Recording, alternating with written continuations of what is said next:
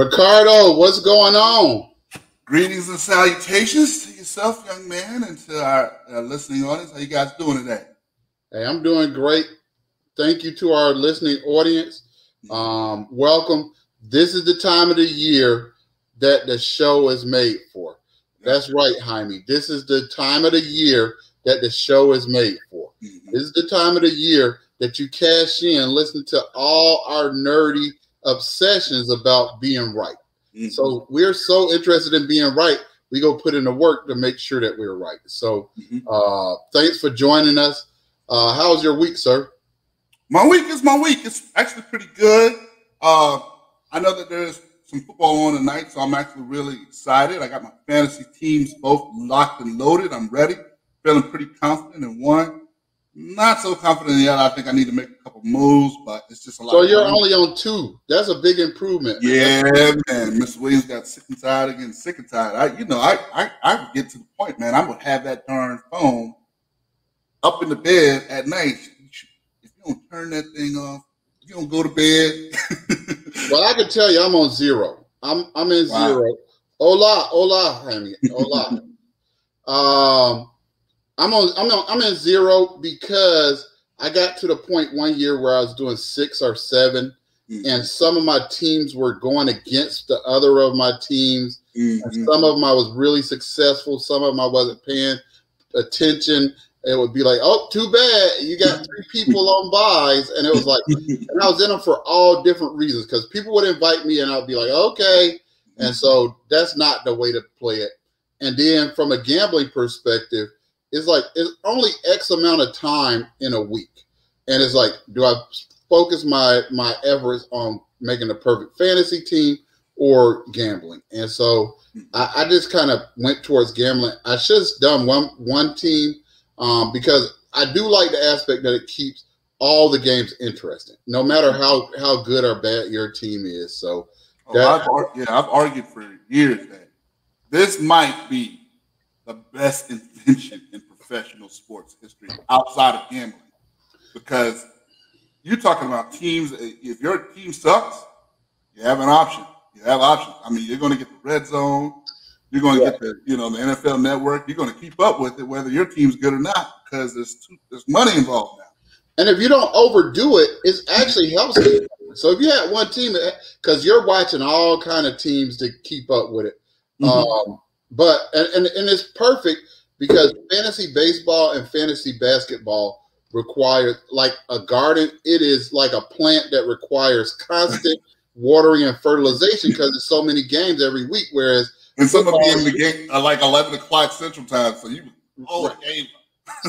So you have like all week to get your act together. And for those of you who are scared you're going to miss something with the game that's supposed to start at 8:20, you won't, because 8:20 is when they start doing the lead-in and the promo and the introductions and all. Man, you're going to have plenty of time to watch the game. And also, Tampa is going to beat the brakes off Dallas. So if you want to put in any last-minute bet, I like some of the prop bets. But Tampa, first of all, Tampa is not going undefeated.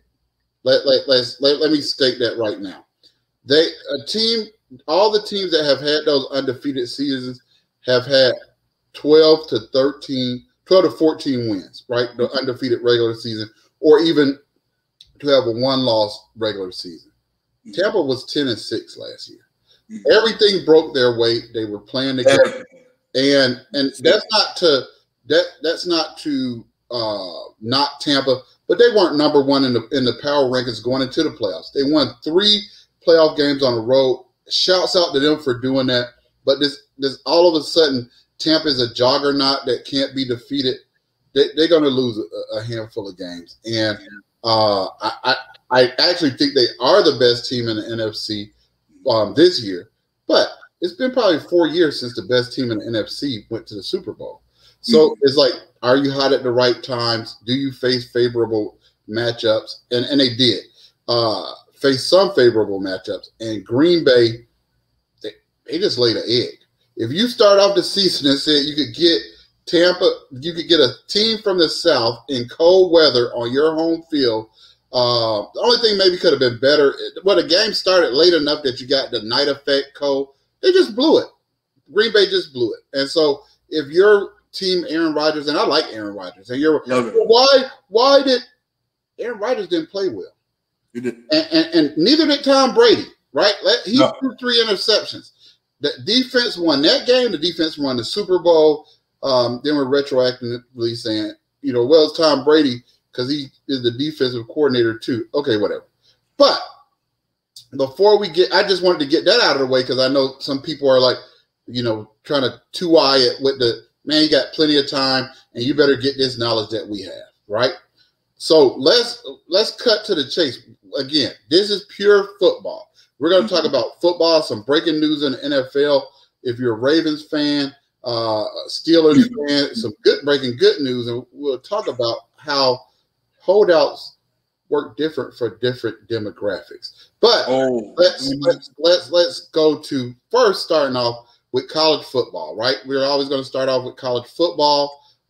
There's a lot of games, and I don't want you ever to think, I don't want to mislead you that we're going to ever share, we're going to go over all the college football. But I'm sharing my screen. It should be a screen that everybody can see. And what you should be seeing is here's the games for this week. And so let's go over them real quick, the ones of particular interest.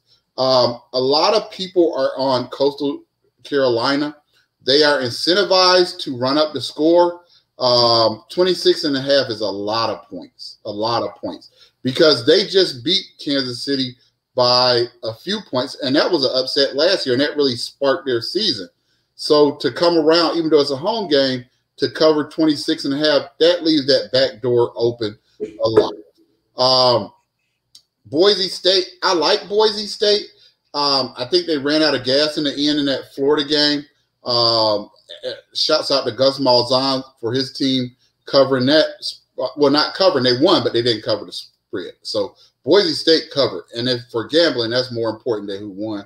But again, 26, that blue turf can be tough on teams, but 26 is a lot for a team that I don't feel like is a power team. Like, I'm not afraid of 26 for a power team. Boise State is somewhere in the middle. Illinois and Virginia. Now, this game is getting a lot of action. Just rewinding. Illinois beat Nebraska at Illinois in a game that they were heavy underdogs. Then they came back and lost to a lesser team last week. And so Virginia, who had an impressive week 1 performance, now they're favored by 10.5. I think the truth is somewhere in the middle, and I don't want to find out the truth this game. I would lean towards Virginia, but that's a no bet for me.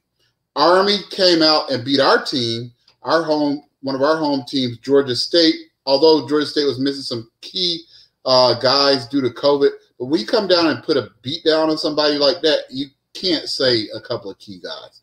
I kind of lean towards Army over Western Kentucky in this game because Georgia State had the whole summer to prepare for the option attack, and they still couldn't stop it. In some years, that option attack, when they got the right quarterback, the right fullback, and the right wings, is really hard to stop. I think this is going to be one of those years. Not on my best picks, but just be aware of it.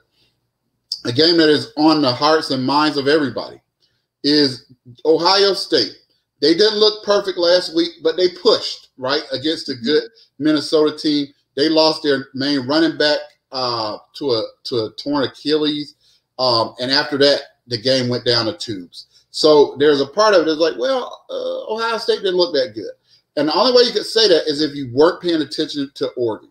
Not only did they not cover, they were in danger with 3 minutes left in the fourth quarter. I can tell you, before the season, I was looking forward to this game. I think Ohio State blows Oregon out. Oregon has done well on East Coast road games, but they've done better at night. This is such an early game on the, when you talk about the West to East Coast, it's a very early game. So they're playing at 9 o'clock in the morning. and some of you guys run in the morning and all that stuff. I don't think playing football and running is the same. Typically, those teams lose. Ricardo, jump in if you have any contrary. Nothing so far. Guys, if I were you, when we go over these, you might want to get a pen and pencil or some paper and write these down, because I'm telling you, my brother is going to make some of y'all some money. I promise you. He knows his stuff. So South Carolina against East Carolina. Mm-hmm. And for some reason, this is a big upset pick. And sometimes that can scare you off. So you look at this FPI, and everybody is on South Carolina. And I don't like to bet with the public. Mm-hmm. But I don't think East Carolina is – I think East Carolina is holding on to how good we thought they might be. They have a decent quarterback, but that defense is terrible. And I think that if it was 5 points, I would stay away, because I do think East Carolina is going to be able to hang somewhat. But 2 points, I take South Carolina. Mm-hmm. The next one, Pittsburgh and Tennessee. We don't know what we saw. Pittsburgh played nobody and looked impressive and blew the doors off. Tennessee played nobody and had a lot of turnovers. They didn't actually cover. And so it's up in the air. You see the FPI percentage is too close per conference. I don't know what I'm looking at, but if you put a water gun to my head, I would take Pitt. And I hate road favorites. I just think that's how far down Tennessee has fallen. Minnesota, Miami, no play. Oklahoma State, Tulsa, no play. Florida, South Florida, no play. That's too many points. A game that's getting a lot of traction is Wyoming -7. And for those of us here in Georgia, we know Northern Illinois came in and upset Georgia Tech, who was a heavy favorite. And you're like, well, why is Northern Illinois the underdog here? Here's the secret. Georgia Tech lost their quarterback early in the game. They still outgained them by 150-something yards. So Georgia Tech, playing with their backup quarterback, outgained them. They gave up too many sacks. They gave up too many. Things just didn't go right. And it just wasn't, I'll stay away from that game. I think that if I would be leaning towards Wyoming, but 7 points is a lot. And Northern Illinois will have some confidence. Middle Tennessee and Virginia. I think the line is too high. They're overrating Virginia Tech's victory over North Carolina. I would stay away. But here's a game I think is juicy. So Syracuse is one of those teams that season win total was like 1.5 or 2, something extremely low. And they already won one of their games. So it was looking, where is that second game or that third game going to come from? And I can tell you, Greg Schiano is a lot of things, but a good football coach, college football coach is one of those things. And I just don't see Syracuse hanging with or upsetting Rutgers. Both of them played nobody, but I think it's value in that line. I just think Rutgers is better than Syracuse. They have the better quarterback. Mm-hmm. Notre Dame and Toledo. Toledo is actually one of the better teams in the MAC, in the MACtion, and I would stay away from this. Don't forget, Notre Dame didn't cover. I don't think Florida State is that good. I think a lot of Florida State fans was like, yeah, we covered the spread and we pushed them to I don't know about that. So when you don't have a good defense, that back door is always open with these big spreads. Mm-hmm. This other one, Purdue against UConn. UConn is the worst team in college football. Mm-hmm. And the worst team can never cover. So that 34 seems like a lot. Check with me on Monday, and I guarantee you that Purdue is going to cover. Too much for me, but not that. So Georgia and UAB, there are some rumors about some JT Daniels injury possibilities. Mm-hmm. And so the 24 may be a lot because they may just play ground and pound. whether JT Daniels or Carson Beck plays, and UAB is no slouch. But I think the play here is the under on the line, 45 points. I don't think Georgia is going to shut UAB out. So I see UAB scoring like 10 points, 7 to 10 points, somewhere like that. Mm-hmm. Or maybe 6 to 10 points, like maybe 2 field goals. Mm-hmm. But here's the problem. Is Georgia going to score 39 points? I'm not sure with the questions at quarterback. So I think, and also the fact that UAB is a lot of people don't know this. They're actually one of the top 15 defenses in the country. And that's a good point. So that screams the under for me. If you want to jump on it, you probably want to jump on that early because I think that under is going to come down by the time Saturday hits. Texas A&M and Colorado. Again, Texas A&M did not look good. They barely covered. Colorado won, but they did not cover. If you had a water gun in my head, I would lean towards Texas A&M, but I don't have any confidence in that. Mm-hmm. Penn State and Ball State. A lot of people are on that saying, "Oh, Penn State is going to get off the snide." Penn State's quarterbacks are terrible. James Franklin was great at recruiting quarterbacks to Vandy. And he keeps recruiting these, as evidenced by the fact that 3 of his recruits in a row went to the NFL. They all got drafted. They all, kind of stuck around. But at Penn State, he keeps getting these guys that go undrafted.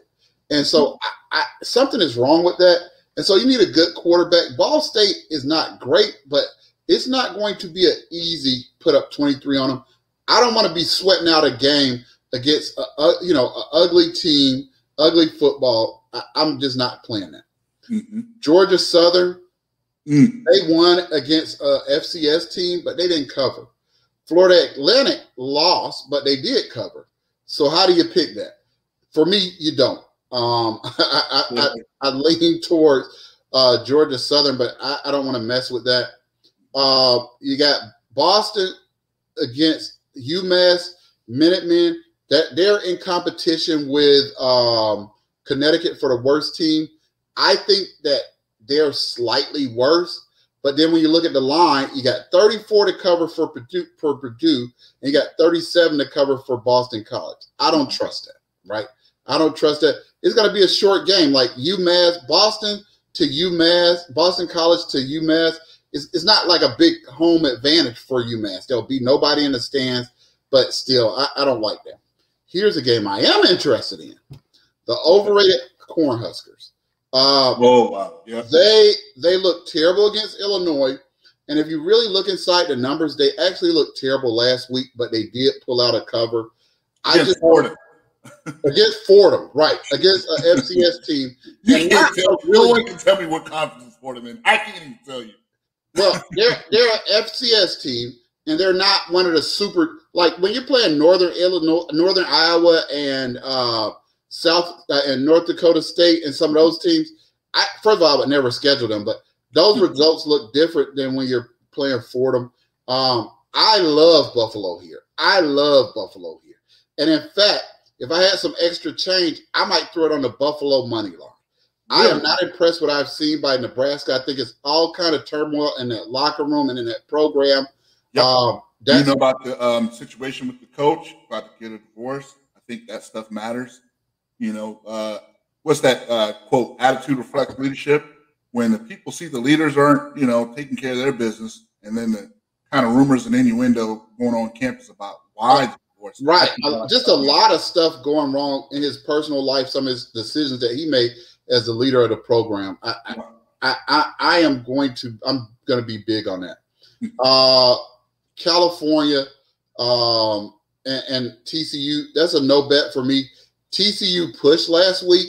California looked terrible last week. I don't know which one is true, and I don't want to use my money to find out. Temple, a lot of people keep an eye on this game, right? Because it's going to tell you a lot. They had former Georgia quarterback DeJuan Mathis in at quarterback, and he actually kept them a little close. It looked ugly in the end against Rutgers, but he's injured, so he's not slated to play. And it all fell apart when he went out. So I don't know how Temple is favored. Akron is not good. but I don't know how, because this is a real road game. You're going from Philly to Akron, Ohio, which means you had to fly into Cleveland. You can't even fly into Akron. You could. I think there's a couple of airlines that goes there, but you're going to have to fly into Cleveland and bus down. I'm leaving it alone. Air Force against my Navy midshipmen. We're on a bad run with Navy. We don't have the right quarterback. We're the opposite of where Army is when you get that right quarterback, because they all play the same offense. Yeah. And I just think we don't have a good addition. Let me ask you. When most of my adult life, I can remember when Army was taking it when I was younger. But I'm telling you, probably from my 20s up until I'd say 6 years ago, I'd say Navy has ran the commander in chief between the Army, Navy, and the Air Force. What's going on over there? What's going on that program?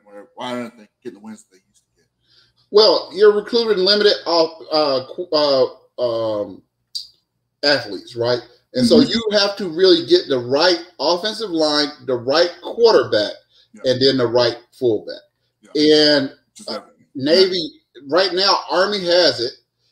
A few years ago, Air Force had it. Then the Navy had it for a while. Right now, Army has the best combo of those things. And I think this is a crucial game for the Commander-in-Chief trophy. And I just haven't liked the way Navy has looked in the last 2 years, to be honest. South Alabama against Bowling Green, stay away. Don't waste your time or money on that. Iowa and Iowa State. This is a biggie. That's the one. Iowa looked great against an Indiana team that people were calling on to finish second or perhaps challenge for the Big Ten championship. They blew the doors off of them. So now comes Iowa State, who, for some crazy reason, scheduled Northern Iowa. I would never, again, that's one of the power FCS teams. They look terrible. They didn't score but 16 points. It was close all the way. And so now they're favored by 4.5. Well, you say, well, it's because it's a home game. But it's Iowa. It's across the state. So it's not like you're changing time zone. You're not changing times. It's not like you're going from the big city to the little town or from a little town to the big city. Iowa's Iowa. I just don't see the home court advantage. So I love Iowa here, and we'll talk about that later. Okay. Houston lost last week. Rice is pretty bad, so they should be able to cover, but I'm not wasting my time and money to see this. Western Carolina is minus 46.5 where you can get it. If you can get that minus 46.5, take it, because they're going to run up the score because they lost significant ground in the national championship playoff run.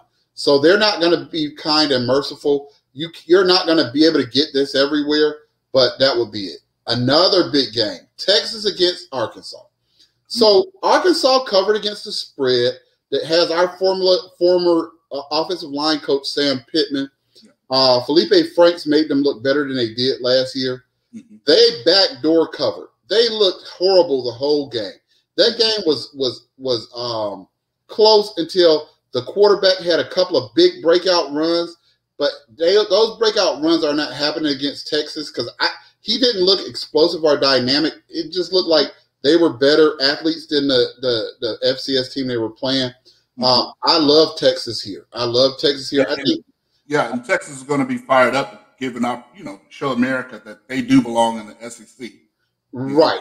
That's a good point. And Sarkisian is a real SEC coach. Yes, he is. So he had the best game plan that I've seen in probably 7 years at Texas. Like we just can do this all night, and we'll go with that. Wisconsin is going to beat up on Eastern Michigan, but 26 points is a lot because that quarterback is not that good. Another one. Appalachian State against Miami. I love Appalachian State here. I don't see what anybody sees in Miami. And it's not starting now. Everybody's like, well, that was Alabama. That's true. But what happened when they played Louisville last year? What happened when they played? They haven't beat a good team in so long. Make no mistake, Appalachian State is a good team. So if you're saying that they're not only going to beat a good team in Appalachian State, but beat them by double digits. Because if they beat them by 9, you push. I don't see it. This North Carolina State game, this line is dropping and dropping. It started off with before the season Mississippi State, and they didn't look good against a tough team, Louisiana Tech. North Carolina State looked good against a not as good opponent. So everybody's trying to figure this out. I don't have a pick. It's Mississippi State at home. I don't really think that the way that Mike Leach is coaching is going to work out in the SEC. Mm-hmm. But for this week, I just don't know if North Carolina State has the intestinal fortitude to come in and take a SEC team on the road at night. Mm-hmm. It'll be a lot of eyes on this game. I would lean towards North Carolina State because I really don't like what Mike Leach is doing down there. Florida International and Texas State, leave that alone. This North Texas and SMU game is going to be exciting to watch. I will be flipping because these are two very high-scoring offenses. That line of 73 is extremely high, but I wouldn't be surprised if it's challenged. 22.5 is a lot of points for an all-offense, no defense team like SMU to be given up to another offensive team. So, like, if SMU was playing a regular team, I wouldn't have a problem with 22.5. But you're talking about backdoor. North Texas will be passing until the final game clock goes off. It won't be any of that. We're going to try a 40-yard field goal. There will be passing. Mm-hmm. Liberty against Troy. I don't know how to figure this game out. And so when I can't figure a game out, I'm just going to watch it. Troy is an excellent defensive team. Liberty is the media darling and also the small group of 5 conference darling. Everybody wants to steal them. 4 points on the road against a good and proud Troy program out of Alabama, that's too much for me. That's too much. They don't not only have to win, you have to win decisively. 4 points is past the key number of 3 points. Most games finish either 3 points or 7 points. So 4 points means they're going to be significantly better because of the 3 automatic points the home team gets. Here's my other secret. So I'm leaving that one alone. Memphis, but it's going to be an exciting game to watch. It's going to be an offense against defense. Memphis against Arkansas State. Arkansas State covered against the spread, and they looked terrible all game. They backdoor covered against the spread, right? And they were playing a very weak team. Now, Memphis was playing a weak team too, so don't get that twisted. But I have to tell you, I like Memphis in this game because I do. People are saying Memphis is they're not going to be as good as when Mike Norvell was there, but I just like that game. Yeah. New Mexico State and New Mexico, I can't ever figure out which one is the sorriest, and I'm not going to try it this week. Georgia State, a lot of people are like, I think North Carolina is getting too many points because Georgia State had a lot of guys missing for COVID, and those guys should be back. My personal feeling is North Carolina is going to be trying to run up the score, so I don't like to bet against teams that are trying to run up the score. Missouri did not look that good last week. They didn't cover against the spread, and neither did Kentucky for that matter. They just had a lesser spread to cover. I'm going to stay away from this game. I would lean towards Kentucky, but I didn't like either one of them. Here's a fun game to watch, though. It should be. Here is a value pick. Michigan lost their best and some would say their only playmaker last week to a punt return, and now they're giving 7 to Washington. That's undervalued because they lost to actually a good FCS team. Mm-hmm. I wouldn't touch this with a 10-foot pole, but if I was in a pool pick, I would jump all over Washington with the spread. Okay. The next one, Vandy against Colorado State. Vandy is going all the way out to Colorado State and in that altitude. And between the two teams, Colorado State, and somebody chime in, correct me if I'm wrong, I think Colorado State plays at a higher altitude than Colorado. Regardless, Vandy looked terrible. They were blown out by an FCS team. So although I wouldn't bet this game on the money line, I am all over Colorado State. Vandy looked terrible. Arizona, they lost last week, right? So then so this is a close spread against a San Diego State team that actually didn't look good. This is kind of make or break for this new Arizona coaching regime that every couple of years it seems like they're starting all over. I want to watch this game because this game is going to mean a lot. So hopefully it'll be a good game. I'll be, in the man cave, or if my wife doesn't hear me, the family cave, watching this game because this game means a lot, right? To the Pac-12, as far as the Pac-12, when we talked about earlier this week, SEC, and how the smart guys don't actually understand what that means. This means a lot to the rest of the Pac-12, as does this next game, Utah and BYU. That's a big one. This is one that I like. Neither one of these teams covered, and you could say they were saving some stuff for each other because this is a big rivalry, and this is a big game for BYU as they get ready to enter into the Big 12. This is going to be one of those games that's going to be played no matter what the conference affiliations is. But the Pac-12 has a lot riding on this. Yeah. And 7 points on the road is a lot. That means you think they're 10 points better. I lean towards Utah, but this should be a good competitive game. Unlike this next game, Stanford could not look worse. They look like they were playing with a hand tied behind their back at quarterback. They have a good defense, but they're absolutely horrible on offense.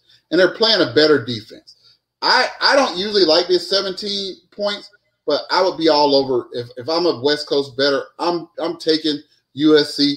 If my bets go well or if they don't go well, I'll try to either win my money back or spend some of my profits. I'm all over USC on this game. Arizona State didn't cover.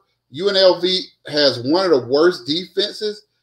This is another game that's big to see when you're trying to figure out that Pac-12. If Arizona State covers here, they might be okay. If they can't cover 34 points, which is a lot of points against UNLV, that's not a good thing for the Pac-12, right? Because their wins won't mean a lot. Hawaii and Oregon State. Oregon State did not look good last week. Hawaii didn't look good their first week. They looked better last week. I don't know who to pick here, so I'm not. I just wouldn't. The Oregon State team that I saw last week should not be a double-digit favorite over anybody. Yeah. So that's it for the college slate. We'll wrap up our lines when we get there. A couple of things, guys. I want you to appreciate the number one. This man puts a lot of time and effort in doing this. We're going to try to get this out to you every week. Couple of key points of note. One thing that I noticed about Jameed, if he says don't touch it, it's okay not to touch it. You don't have to say, hey, man, I got to bet. You don't have to be a hype with this. Enjoy it. Enjoy the process. And he's going to help you as you're listening to him. If you're paying attention, I was actually serious when I said take notes because he helps me learn how to think for myself. What do you need to look for? What do you need to think about? What's important to you? You know what I'm saying? There's some games it's like, hey, man, New Mexico State, I can't mess with that. I don't know. They're both so terrible. I couldn't tell you anything about any of these teams. These stuff matter. Anyway. All right. So let's talk. Let's jump into the NFL. Go ahead. And the first thing is, first week, don't bet very light on the first week. We don't know what's going to happen in the first week, right? But before we jump into this first week, I just want to show you the games. But I want to say something to the to other Falcons fans, right? You're right, Chris. New Mexico is terrible on both sides. When I do my research, I can tell you when I'm wrong, and let me tell you how I'm wrong. I was absolutely wrong about where I had the Falcons. Let me be clear. I had the Falcons too low. So before you look at a single bet, you need to know what the power rankings of the teams are, right? Okay. So number 1 is Kansas City with an 88. Number 32 is Houston. So easy. This is a cheat way. This is not how Vegas does it. So don't go run to your local window and say, yeah, Jimmy guaranteed this. But if the number 1 team played the number 32 team, right? That's 31 spaces between them. Divide that in half. and the line should be something like 15.5. The lines in the NFL are never that high. But that's somewhere to give you an idea of what power rankings mean. And what you see here is I've been telling you that the Falcons will be lucky to win eight games. I think Vegas thinks higher of them. And they're number 16 in the power rankings. And that's going to influence the picks. And so you don't have to memorize this. There's a bunch of power polls. This is the one that I'm going to use every week. I'll refresh this every week. You'll see this when we get to our actual NFL picks. But that's very important to know, right? But what we're going to do is really quickly run through. Obviously, it's quicker to run through the NFL lines, less games. All right, I told you what I thought about Dallas and Tampa Bay. I think Tampa Bay is going to beat them down. That's just a lot of points to bet in the NFL. One of the big things about learning the gambling is the sorry teams in the NFL are not nearly as sorry as the sorry teams in college football. Keep that in mind. So you have Atlanta and Philly. So remember, Philly is somewhere in the 20s in their power rankings, and Atlanta is 16. So you expect that it would be like an 8.5, 6 point line. You got to jump on that line. And we'll talk about the teams that I'm taking. Buffalo. Let's look back for the last, because you can't look back 10 years ago. The last 3 times a good team has come into Buffalo to play in the afternoon. Remember Seattle? If you're a Seattle fan, you remember. Buffalo has eaten them alive. New England was able to hang with them in a late game. That means something. Pittsburgh signed T.J. Watts, and it's amazing. He didn't get called any of the bad names for holding out. It's funny. Some guys, when they hold out, they get called a scum of the earth. They're unprofessional. They're classless. They got a contract. I didn't hear any of that negative vitriol towards T.J. Watt. And he's a beast. I'm always team player because they only can play for a little while. And if they don't like T.J. Watts next year, they might want to eat that money, but they can cut him and he won't get a dime. It might cost him against the salary cap. But it's just interesting how the demographics kind of influence the story behind holding out. I don't have a problem with anybody holding out. Hold out. I don't have a problem with Cam holding out for the best opportunity for him in the NFL. So I like Buffalo there. Minnesota and Cincinnati. I think Cincinnati is going to be much improved, but Joe Burrow has only played a couple of snaps in the preseason. I hope that they're going to be run heavy because I like Cincinnati. They need to take this slow, and part of taking that slow is going to be losing to this Minnesota team. Another line that's actually going up, and you better jump on it if you want to catch it, is I think Detroit is the number 31 team or 32 team. They're at the bottom of the league to me. And I think that Shanahan is secretly under fire. Not real job fire, but San Francisco fans are like, I thought this guy was supposed to bring us a championship. So, and we've seen Shanahan up close coach in those situations where he's doubted. He's not taking his foot off the gas.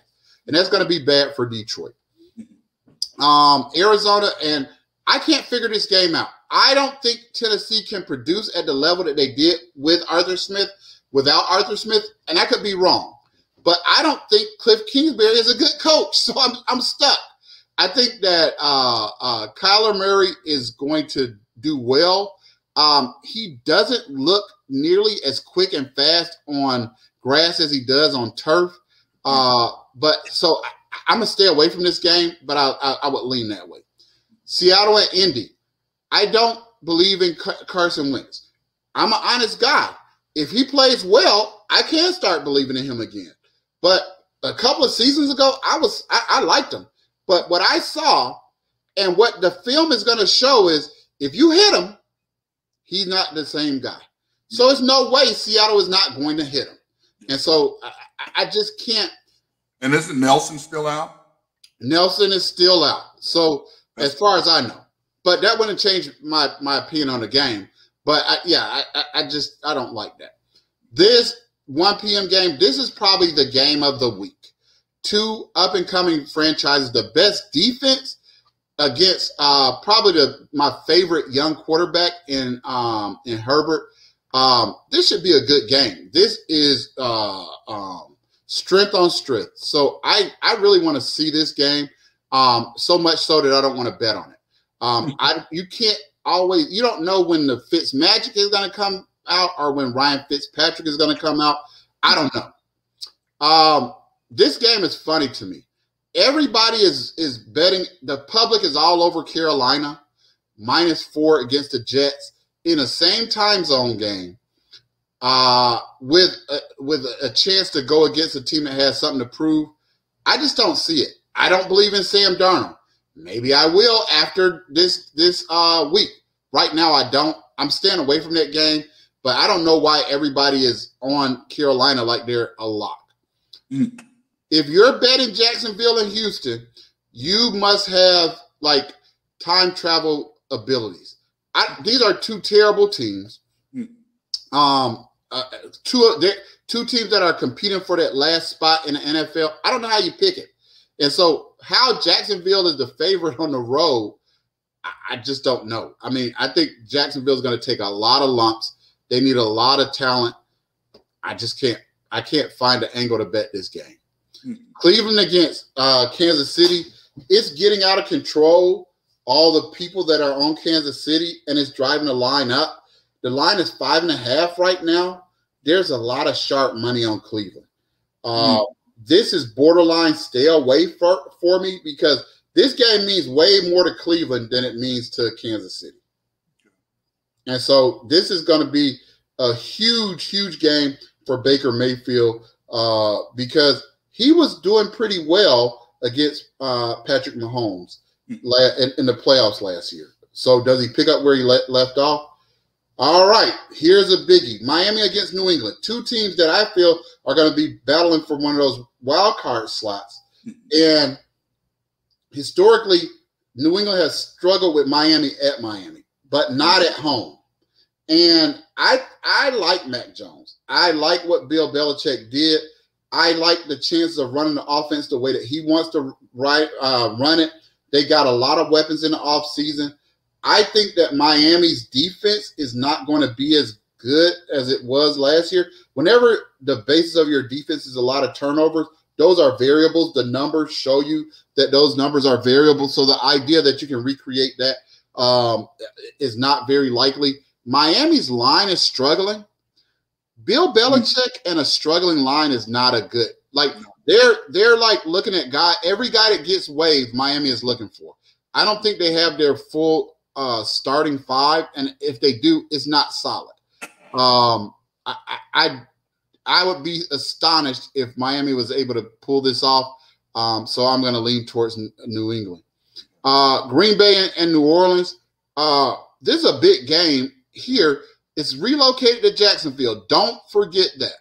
Green Bay is the better team. New Orleans has lost their home field advantage, but that 3.5 over that key number, Sean Payton has a lot to prove without Drew Brees, and Jameis Winston has looked very good in preseason. What does that mean? I don't know. It means I'm probably not going to bet on this game, but I'm definitely going to watch this game. Another game, a lot of people, Denver against New York. I think that New York is a little bit on the secret hot seat because New York fans are not that patient, except with Eli Manning. But other than that, they're not that patient. And I think Denver's defense has a chance to bounce back. They got better at every level. And Teddy Bridgewater is not going to lose the game for you. And so you won't be facing weather conditions because Teddy Bridgewater and that noodle arm, that arm that's not super strong in bad weather is not the greatest move, but he may not be affected here. This is a big year for the quarterback for New York. It's really like, is he the guy of the future or is he the guy that led the league in fumbles and turnovers? I don't know. He has a lot of skills, and it seems like they're trying to make him play like a quarterback that he's not, they should let him run. And I don't think they have that figured out. Jason Garrett hasn't coached one of those guys, and he's the OC, so I'm staying away from that game, but it's going to tell me a lot for the season. Mm-hmm. The Bears at the Rams. Everybody is on the Rams because Matthew Stafford, Georgia Bulldog alum, who hasn't really won anything in the NFL, you keep telling me that he hasn't won anything because his team has been bad, not him. And so we think he's magically going to take them to the Super Bowl. I'm not sure I buy that narrative, but also I think this line is punishing Chicago for not starting Justin Fields. But I can tell you that Chicago defense, that 7.5 is past that key number of 7. Covering 7.5 is going to be harder than it sounds. So I'm gonna leave that alone. Baltimore, I was really on Baltimore before this ridiculous injuries. So now Baltimore has lost their top 3 running backs for the season. And not for a couple of weeks. They've signed Le'Veon Bell to the practice squad, Devontae Freeman. So if this is like 2015, 2016, they might be good. Mm-hmm. Not now. And so if anything they're going to force Lamar Jackson's development as a passer. Yeah. And I'm not sure if they were ready for it on Monday opening night. I'm going to stay away from this. There's too much happening. Psychologically, you've just never seen a team lose that many guys in that short a period of time. That's just a lot. So let me share what our overall bets are for this week, and we are going to be transparent. We're going to show our work. So we can't come back and say, well, I almost bet this, or I was going to do this. So I told you, I like South Carolina versus East Carolina. That line is moving. I got it at +2. It looks like it might be minus or put. I just like South Carolina to win. Rutgers, I don't even feel like this game is going to be close. Buffalo, I have them as a state. So if you have your slate and you have all favorites, go back and redo your slate. All favorites never win. If you don't have at least a 2-to-1 ratio of underdogs, you're not looking at it right. I like Buffalo as the underdog. I love Iowa as the underdog. I like Texas against Arkansas. Those are my strong picks.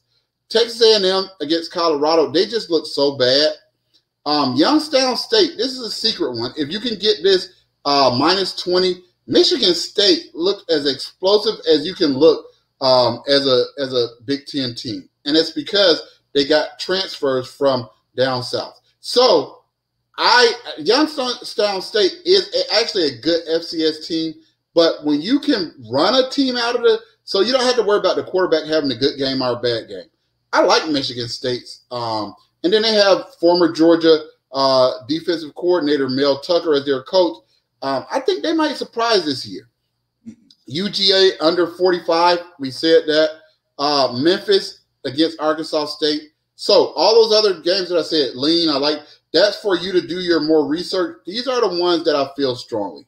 Take a screenshot here, rewind and see that again. Here's the week 1 bets in the NFL. It really came down to Buffalo, the power rankings plus the 3 for the home team. It seems like Buffalo should get 10.5. I like Buffalo -6. Atlanta should be getting 8.5. I like them -3.5. I see them at 3. That means that people are betting Philly like Vegas wants them to bet. This is a crucial game. If Atlanta's really 16 in the power rankings, what happened in the past, and Ricardo and I were talking, they lost some of those games against sorry teams that they should have won. So that lowered their confidence, and that took away the area to play with.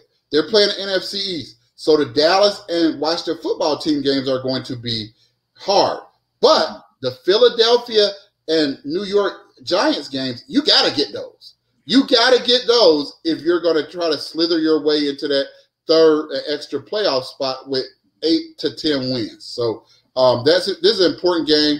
I got San Francisco at -7.5, and I like to tell you, I never wait to Thursday to bet. It's too late.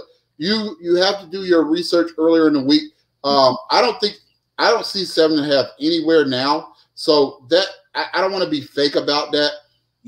But I like San Francisco all the way up to 10. I like them up 10.5. I'm off San Francisco, but I like them up to 10. And New England, I got them at -2. It seems like it might be -2.5 or -3 most places. But I think this is a big win for New England. This is a statement game for New England. Bill Belichick is trying to make a statement around the NFL, and that's it. So I know it was a lot of gambling heavy on this show, but gambling makes you focus on football, right? And so if you're not gambling, you're always saying, well, I like this team. I almost had the answer right. Yeah, I said they were good. Gambling makes you declare what you like and what you don't like. So what do you think, Ricardo? I know I've been... Well, it's a lot. Well, guys, here's a great opportunity to learn the idea of what Jameed's talking about. What I'm going to do is I'm actually going to put my money where my mouth is. I appreciate the nuggets that Jameed has given us this evening. Number one, he said, if you're betting on Thursday, you're betting too late. So I'm probably going to hit up Jameed as early as I possibly can to get an understanding and say, hey, you know what? When are we going to have these in? We'll probably have these in on the Thursday show. Am I correct? Are we going to? We're going to have them on the Thursday show. But what we'll do is start posting our picks on our website. Okay. And our website is wedatsports.com. Our YouTube channel is We Dat Sports Atlanta. Our Twitter is We Dat Atlanta Sports. So jump on either one of those. Go to our website. Our website is on our page, on any of those pages. But go and like and subscribe to not only our YouTube channel, but our website, because we will be posting these. I didn't want to post them before the show, but our deadline cutoff is going to be Wednesday because the lines start getting sharper and sharper and sharper. And if you guys want to have a healthier understanding of what Jameed's talking about, give it a little try, because I'm going to try it. I'm actually a novice. You're going to hear more Professor Billingsley on this subject. When it comes to the ins and outs and innuendo of the game action, it's kind of my bag. But when it comes to betting and understanding the lines and whatnot, I would strongly advise you to take out a pen and pad and listen to the professor, because he has helped. He has made some money doing this. Allegedly. Let's say allegedly. We don't know. Allegedly. Theoretically. We're in a state where betting is legal. And really, again, one of the things that I wanted to show you, we went through all the slate. We will not be going through all the slate. The purpose of this week was to show you. You look at all these games and you grab the ones you feel strongest about. If you're putting in 10 or 11 bets, you're putting in too many bets. Vegas wasn't built on people putting in 10 and 11 bets, right? So Vegas was built on people putting in a 10 or 11 bets.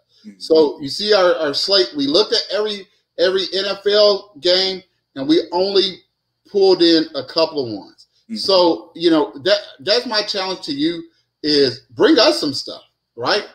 Bring us some stuff and jump in here and say, I like this team. I like that team. And we'll talk about it. If you come on and say, hey, I got a question about this game, you put it in the comments. I promise you, we will bring it on. And if you start having success, if you show us some betting slips, because that's one of the things. I won't show you betting slips because I live in a state where betting is not legal. But by putting my points in, listen, I'm going to have some good weeks. I'm going to have some bad weeks. To make money, you need to shoot about 55%.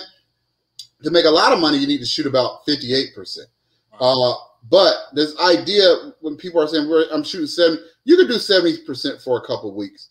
We're going to monitor the whole season. So we're going to keep track of we're not picking who's going to win the game. We're picking against the spread. That's you can make money on the money line, but that's very hard. So we hope you join us. We want to get you to participate. I know this was a lot of content, but we are really, really, really, really excited because we want to get you involved. We want to answer your questions. So a lot of this stuff you're going to see this week and you're going to go like, I don't understand. And I'm going to be wrong on some stuff, I promise you. But the stuff that I was right on, you're going to be like, not only was he right, he told us why he was right. And so, again, I will never hit on 100% because if I was hitting on 100%, I wouldn't be on this show. So, I'm excited to get this season started. I'm confident in my picks and my slate. I'm going to put my money, well, hypothetically, theoretically, put my money where my mouth is. And then, if I win some, I'll say I won some. If I lost some, I'll say I lost some. So it would be written on my face if I won some or I lost some. If I won $20, I'm gonna be teasing like I ain't never. Yeah, I listened to me and I won. And there's a lot of options if you're interested. 1-800-GAMBLING. If you get out of control, but also there's other ways to vote overseas to gamble with offshore accounts. They can pay you in cryptocurrency or send you a check or transfer to your account. Look through the options. Just do your research and just make sure you only bet where betting is legal. But have fun. If you've never bet, put $10 into your account and bet on one game, whether I said it or not, and then and take it from there. Once again, Professor Billingsley, from myself, we thank you guys for joining us. We are so fired up. It is football season, Christmas time in the Williams household. We will be here on Tuesdays and Thursdays at the same time. Please continue to check us out at our YouTube channel, our Twitter, Dat Sports. Follow us, subscribe. Yep. Please subscribe. Please press like. Please share if you can. Please. Yes. Up until next time, for myself and Jameed, peace up, A-Town down.